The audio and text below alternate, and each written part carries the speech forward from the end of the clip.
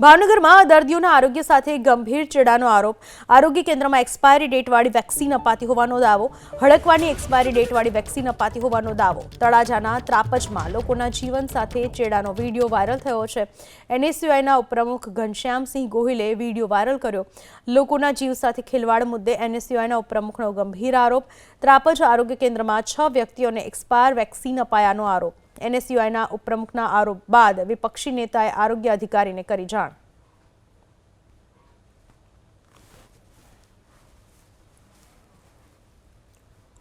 તળાજાના ત્રાપજમાં લોકોના જીવ સાથે ચેડાનો વિડીયો વાયરલ થયો છે, જેમાં હડકવાની એક્સપાયરી ડેટવાળી વેક્સિન અપાતી હોવાનો દાવો। આરોગ્ય કેન્દ્રમાં એક્સપાયરી ડેટવાળી વેક્સિન અપાતી હોવાનો દાવો કરવામાં આવી રહ્યો છે। તળાજાના ત્રાપજમાં લોકોના જીવ સાથે ચેડાનો વિડીયો પણ વાયરલ થયો છે।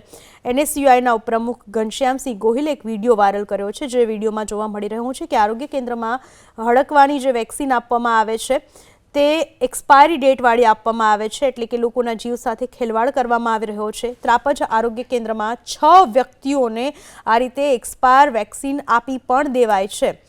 આ બાબતે એનએસયુઆઈના ઉપપ્રમુખે વિપક્ષી નેતાએ આરોગ્ય અધિકારીને જાણ પણ કરી છે।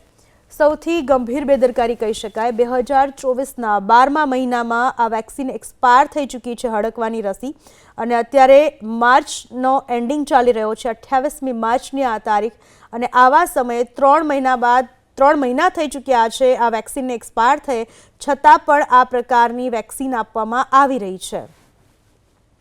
આ વિશે વધુ માહિતી આપવા આપણી સાથે જોડાઈ ચૂક્યા છે અમારા સંવાદદાતા પાર્થ મજેઠિયા। પાર્થ, આમ તો પ્રશાસન બહુ મોટા દાવા કરે છે, પણ ત્યાં જ આરોગ્ય કેન્દ્રમાં એક્સપાયર થઈ ગયેલી વેક્સિન 6 લોકોને આપવામાં પણ આવી, અને 3 મહિના થઈ ચૂક્યા છે, ડેટ એક્સપાયર થઈ 1-2 દિવસ નહીં, છતાંય આ લોકોએ આટલી બેદરકારી દાખવી। શું આખી માહિતી સામે આવી રહી છે?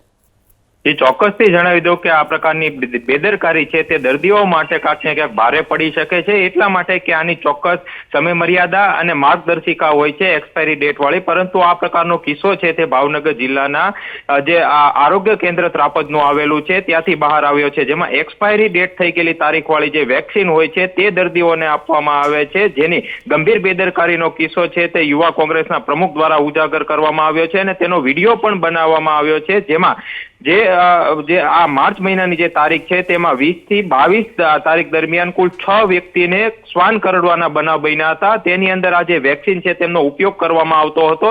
જે વેક્સિન એક્સપાયર થઈ ચૂકી છે તેમને 3 મહિના વીતી ગયા છે, પરંતુ તેમનો નિકાલ પણ કરવામાં નથી આવ્યો અને દર્દીઓને વાપરવામાં આવે છે, એટલે કે આ ગંભીર લાપરવાહી છે, આરોગ્યને ખતરો છે, કારણ કે આવા અનેક આરોગ્ય કેન્દ્ર આવેલા છે કે જે આ પ્રકારના દવાઓ અને વેક્સિન હોઈ શકે છે। જિલ્લાના જે આરોગ્ય અધિકારી છે તેમના દ્વારા કડક પગલા લેવા જોઈએ અને તાકીદે સૂચના આપવી જોઈએ। જો કે આ જે કિસ્સો બહાર આવ્યો છે તેને લઈને રજૂઆત પણ કરવામાં આવી છે અને તાકીદે તમામ આરોગ્ય કેન્દ્ર ઉપર ચકાસ કરવામાં આવે તેવી પણ માંગ કરવામાં આવી છે। આભાર આપનો તમામ માહિતી બદલ।